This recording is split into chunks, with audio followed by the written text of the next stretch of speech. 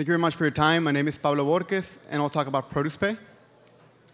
So ProducePay is a payment platform that connects farmers, distributors, and banks to ensure faster cash turnover and provide financing through the supply chain. But why does the industry need ProducePay in the first place? In order to better understand this, we need to look at each of the players individually. Fresh produce farmers harvest for about 2 to 3 months out of the year. Yet during that time, the machinery, equipment, but most importantly, their labor costs soar. So much so that this short period of time represents about 70% of their total annual cash flows. Yet while they pay these costs on a weekly and sometimes even daily basis in the case of labor, they themselves are not paid until 45 to 60 days later, which means they incur in a huge liquidity gap. This is where distributors come in. Fresh produce distributors don't buy and sell the produce. They take the produce on behalf of the farmer and sell it on what is called a consignment basis, making an 8 to 10% commission when the proceeds are collected 45 to 60 days later. The problem with that is that in order to get the volume in the first place, they need to advance 30 to 40% of that 7 to 10 days after getting the produce, which means that in order to do so, they have to not only take the credit risk involved in financing farmers, but actually use their own cash and credit facilities to do so, which means that they incur in a huge financial bottleneck. So why aren't banks getting in on these short-term loans? Well, honestly, the short-term and high-spike nature of these loans really is not up to the bank's risk-return profile. What they would much rather do, and what they do is they would much rather lend to large distributors who have large diversified revenue stream and use their assets as collateral. But that, of course, leaves the industry where it is today, where farmers are hugely underbanked, where less than 1% of total US loan portfolio goes to agriculture. This is where ProducePay comes in. ProducePay has effectively created a three-party communication and transaction system that allows all parties to communicate in real time. So with ProducePay, a grower can send his produce and receive financing the very next day, because as soon as a distributor gets the produce, he accepts it through our system, and our system triggers a wire through the bank. Alternatively, the bank can now access large diversified portfolios of farmers who will still collect directly through the distributor, because what ProducePay does is it takes all the proceeds from the sale of these produce and channels them directly through the bank, allowing the bank to get first priority of their collection without having to work with any grower directly. So ultimately, where is the industry after ProducePay? You have a grower who now gets next day liquidity. You have a distributor who now has no financial burden whatsoever and hence has been relieved of that huge bottleneck. And you have a bank who now accesses huge diversified portfolios of growers who can collect directly from distributors, who gets first priority of their collection without having to work with any grower directly. A bit about the industry itself. In 2013 alone, the US consumed 92.4 billion pounds of fresh produce. That represented $55 billion worth of transactions for farmers alone. Our system as it exists today already allows us to attack or to target $36 billion out of that 55. How we intend to go about it, we have partnered with a $700 million distributor that's already giving us a baseline to launch our pilot. So we have $20 million worth of transactions secured for our initial pilot, and as we take that on successfully, we can take incremental portions of our distributor portfolio. Our goal is that as we do that, we expand and standardize these services and then offer them to the general public. And our long-term goal is to have a full service offering that's been completely standardized in a big enough user base that we can actually allow these users to interact with each other, which means that we would essentially transcend to an online marketplace itself. A bit about a competitive landscape. ProducePay doesn't compete with banks. It partners with banks to provide enhanced services that can compete better against other banks. Really, our biggest competitive risk is our inability to keep up with partnerships so that we essentially allow for direct competition to arise. A bit about the team itself. I was born and raised in a fourth-generation farming family in northwestern Mexico. Over my career, I've had the opportunity to work with farmers and distribution operations in the US, Argentina, Chile, Uruguay. And this is where I really saw this need and saw that cash management was an issue wherever you went. We have a software development partner and a distribution partner, which I've mentioned before, that are with us in this project. And a bit about our timeline. We spent the first 6 months getting the partnerships we needed in order to launch this. We found that the distribution partnership, the software partnership, and the banking partnership. Once we had those, we created the functionality to make this work, and we have successfully created the software to make this happen. We're in the process of onboarding our final partners to the system to launch next month. I'm not going to go into the financing. I'm happy to do it in the Q&A as the functionality itself. I wanted to show you a quick video, but it looks like we're out of time. I'll do that if there's time left after Q&A. Thank you. OK. Can you do it? Just click on the video. How long is the video? It's 1 minute. We could do the video for 1 minute. It's really cool. It's worth it. After shipping my crops. When harvest arrives, the time between shipping your product and getting paid is an extended waiting period that introduces uncertainty, stress, and risk. Labor, machinery, and equipment all require constant cash flow, and sometimes the wait for cash is simply too long. ProducePay solves this problem.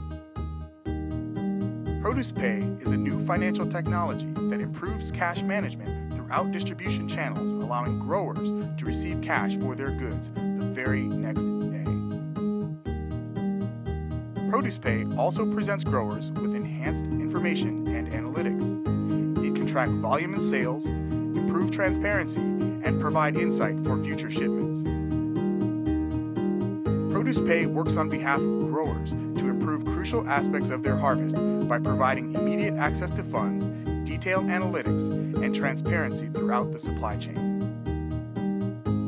ProducePay, making a tough job just a little bit easier. Thank you.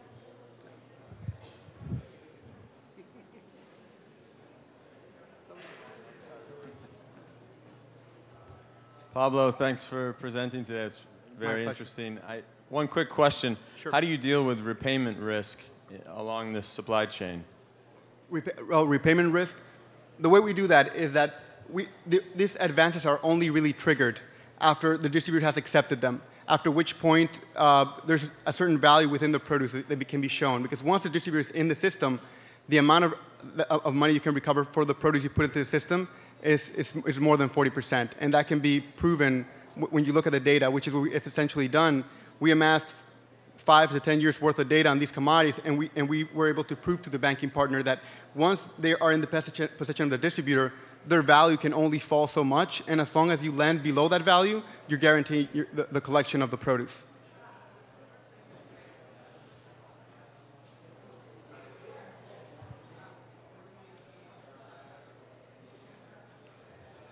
What about for those small businesses and farms that don't have relationships with distributors or intentionally choose to work one-on-one with various kitchens in the areas? Is this is a program like this built for them? At this point, we would work with the people who work with distributors, which is why our system mentioned that from the 55 billion, our system right now can target 36, which is we're focusing on how the vast bulk of the industry is functioning. Because by doing so and having a third party, which is a distributor, we can provide a third party to provide additional securities to the bank without having the grower do it themselves to avoid conflict of interest. So right now, we're focusing on that model specifically, which does manage the bulk of the industry itself.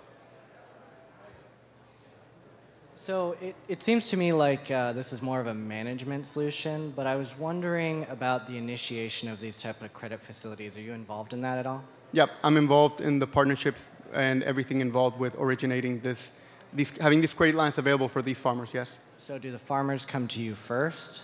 The way we're approaching this is the amount of farmers that supply the US is in the millions. It's huge.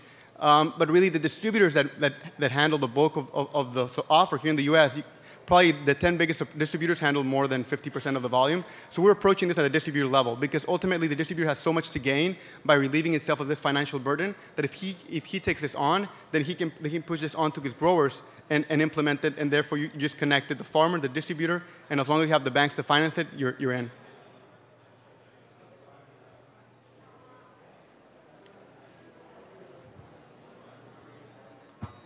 I apologize if you said this, but what is your fee model? Our fee? Yep. We make 1% of our transactions, and that's the fee that the farmer and distributors see and they share. We also have a relationship with the bank, and in order for bringing this large portfolio of funds, we get 100% annualized points, but since these are short-term loans, ultimately it's 100 basis points divided by 12 because 30-day loans. So there are different revenue points put throughout the place, and what we're doing is we're matching the value aggregation to each individual party to how much we charge them to make sure that people end up paying for the benefit that they perceive. So there are several throughout the point. Yeah. Anyone else? Yep. I was just wondering in that prior comment if you were saying by having this system in place, the smaller farmers who aren't now using the distributors will sort of be incentivized to use a distributor or make their life easier? Exactly. I mean, but is that cost effective for them, or will be? It is if you believe in the role of the distributor, which I think it's been proven, given that the vast bulk of the industry uses them, is that if you're targeting kind of the supermarkets, because you have to have a certain amount of volume to really make it worth having somebody do their sales for you. So if you have like 1 acre of produce in your home, maybe it's not worth it for you. But if you handle anything over 100 acres, really where it's much worth for you to have somebody who specializes in sale do that for you, then it's definitely worth it, which is why the vast majority of the industry uses distributors. And also supermarkets, excluding local sourcing, but when it comes to sourcing big volume, they're normally comfortable working with distributors because these distributors source produce for them the entire year. All right, we're out of time. But you're hanging out, right? Yeah, I'll be here. Cool. Thank you. Right on. Thank you so much, Pablo. ProducePay.